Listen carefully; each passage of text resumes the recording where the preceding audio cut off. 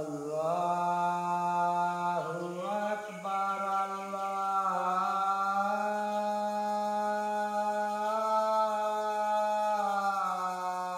আকবার।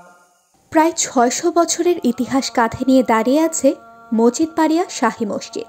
স্থানীয় সূত্রে জানা যায়, ব্রিটিশ আমলের শেষ দিকে সুন্দরবন এলাকার জঙ্গল পরিষ্কার করার সময় এই মসজিদটির সন্ধান পাওয়া যায়। আবার কারো কারো ধারণা, মসজিদটি মাটির নিচ থেকে অলৌকিকভাবে উঠে এসেছে। আমরা তো ছোটবেলা থেকে আর কি এরকমই দেখতেছি মসজিদটা। তারপর আমার দাদা দাদি যারা ছিল মুরব্বী, তারাও বলছে যে এরকম এই মসজিদটা তারাও নাকি দেখছে। অনেক পুরোনো মসজিদ, কোনো এক রাজাবাসায় আমল হয়তো তৈরি করা হয়েছে। বা আমরা যখন নতুন আসছি তখন কেউ বলছে যে এটা মাটির নিচ থেকে উঠছে, গাইবি মসজিদ এরকমও বলছে। এই আর কি আমরা এরকমই দেখতেছি ছোটবেলা থেকে। এরকম কিছু মেরামত করতেছে সরকারের ভাবে, কিছু করছে। এখনো মেরামতের অনেক বাকি আছে, ভিতরে অনেক সমস্যা আছে। আমরা হয়ে শব্দে মায়ের পেটে প্রতি কোনো পর্যায়ে দেখি এই মসজিদ।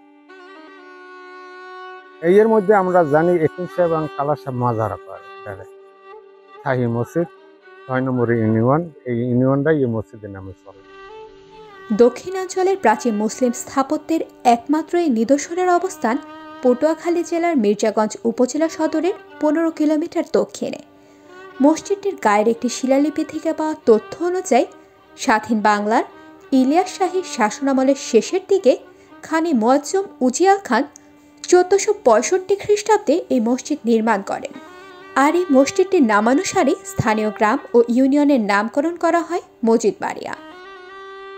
৪৯ ফুট দৈর্ঘ্য এবং ৩৫ ফুট প্রস্থ বিশিষ্ট এই মসজিদের পাশেই রয়েছে বারান্দা এবং এক বিশাল দিঘি। মসজিদটির প্রধান কামরার ৪ কোণায় ৪টি এবং বারান্দার ২ কোণায় ২টি মিনার আছে।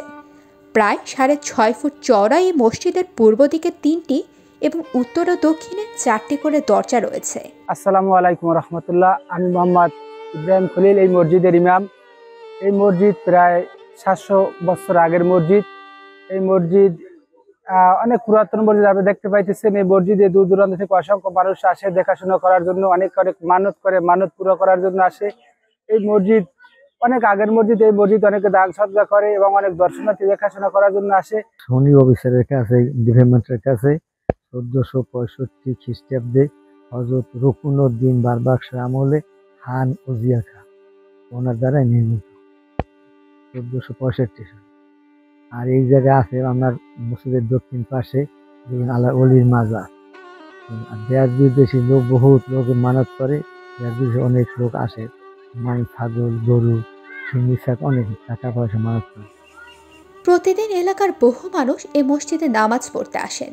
তবে চারদিক ভাঙা হওয়ার কারণে যে কোনো সময় মসজিদটি ভেঙে পড়ার আশঙ্কাও রয়েছে।